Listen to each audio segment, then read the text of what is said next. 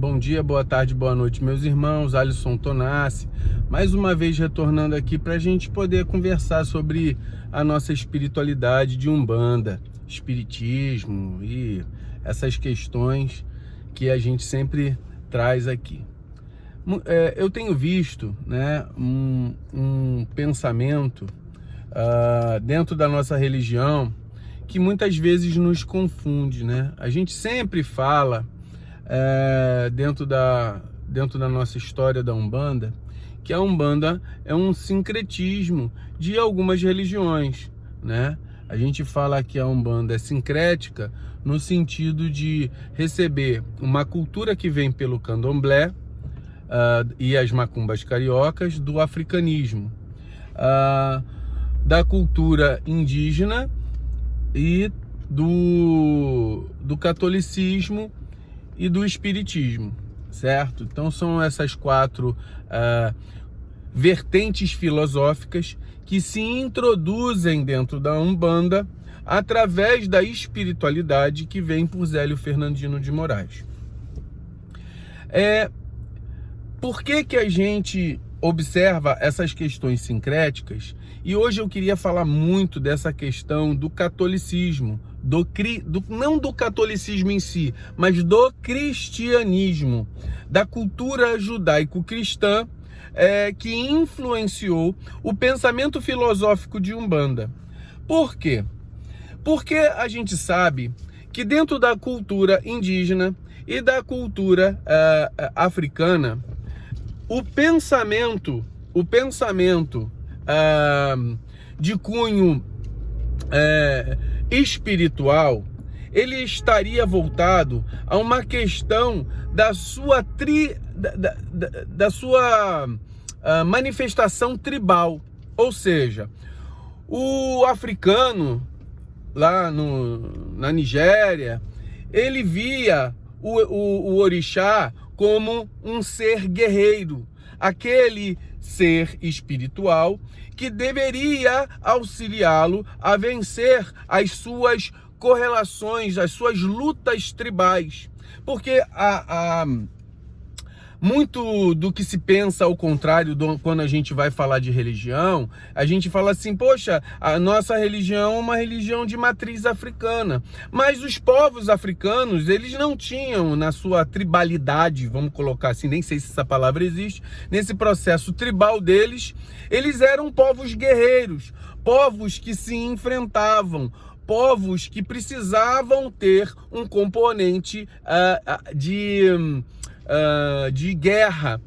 Assim também era o componente judaico, aonde se tinha muitas histórias de tribos judaicas que guerreavam contra os seus inimigos, também tendo uma visão muito tribal de um Deus iracundo, de um Deus guerreiro, de um Deus que matava. Quando veio o cristianismo, Jesus veio trazer uma filosofia de passividade, de espiritualidade, em que dar a outra face, mas dar a outra face não no sentido de ser passivo, de saber o seguinte, olha, você pode me bater desse lado, mas você não tira a minha razão e o meu pensamento. E eu darei a outra face porque o seu mundo não corresponde à minha glória espiritual. Então, quando ocorria esse processo filosófico, aonde Jesus fala, façais ao outro aquilo que quisesses que fosse feito contigo, Jesus introduz uma questão dentro do conceito filosófico não só da Umbanda, mas da humanidade.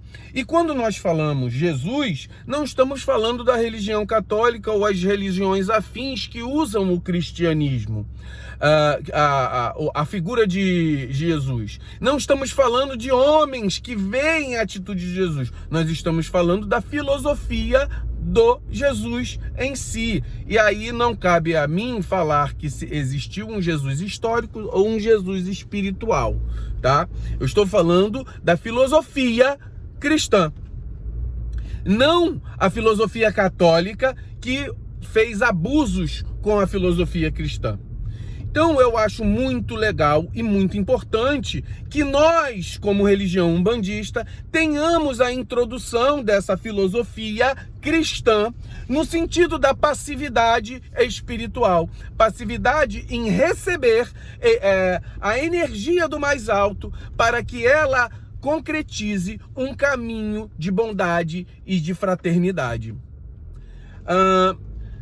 Coisa que não haveria se nós tivéssemos dentro da cultura africana simplesmente as questões filosóficas da cultura afro. Por quê? Porque a cultura afro seria uma cultura que iria falar o seguinte: se você me manda uma demanda, eu vou te mandar de volta.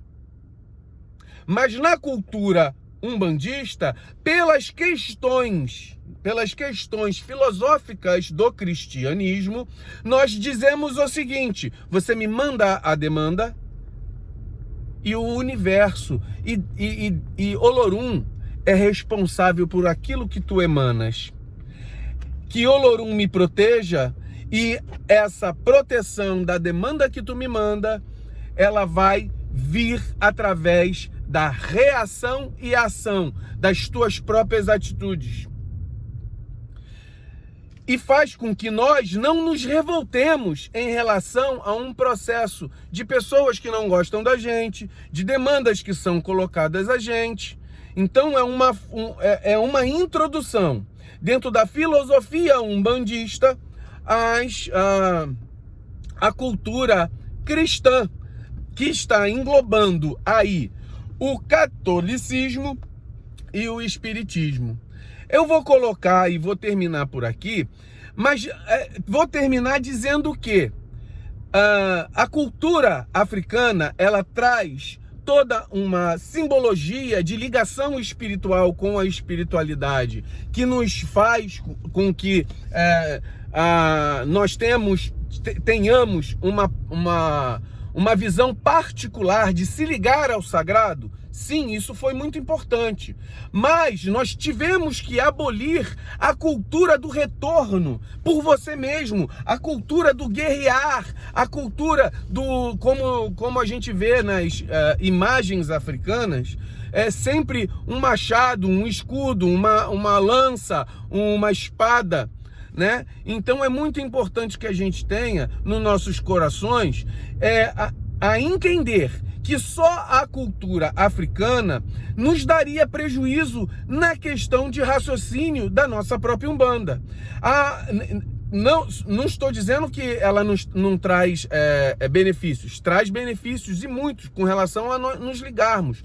Mas a cultura cristã, influenciando esse processo, ela, fazendo esse sincretismo filosófico, faz com que a própria cultura umbandista, ela sobreponha a cultura africana e sobreponha a cultura cristã, fazendo com que a nossa Umbanda tenha um cunho filosófico de pensamento mais espiritual, pegando tudo o que é de bom das duas filosofias e tirando o que é de ruim dessas filosofias. Então é muito importante que nós tenhamos visão, porque muitas vezes a gente vê as pessoas falando: vocês estão embranquecendo pela cultura judaico-cristã a nossa religião. Não, nossa religião é uma religião brasileira, que ela tem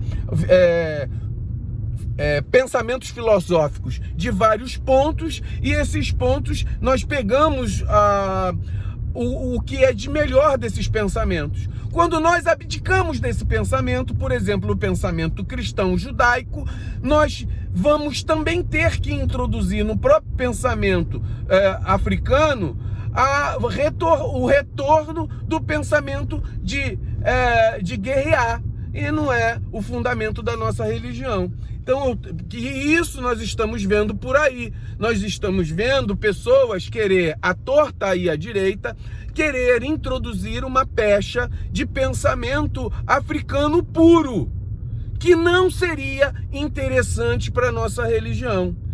Não é desmerecer as raízes do africanismo, não é desmerecer a raiz do africanismo, é saber que naquele grupamento eles não eram evoluídos, eram povos tribais. Assim como a Igreja Católica, nós não podemos fechar a era negra da Igreja Católica pela Inquisição. Mas a gente não pode dizer que os povos africanos eram povos evoluídos o suficiente para compreender cunho filosófico elevadíssimo em relação a espirituais. Por quê? Porque eles tinham uma visão diferenciada pelas suas concepções tribais.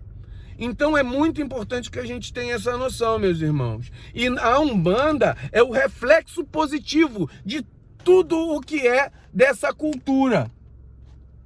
Tanto da africana, quanto da cristã, quanto da índio-americana.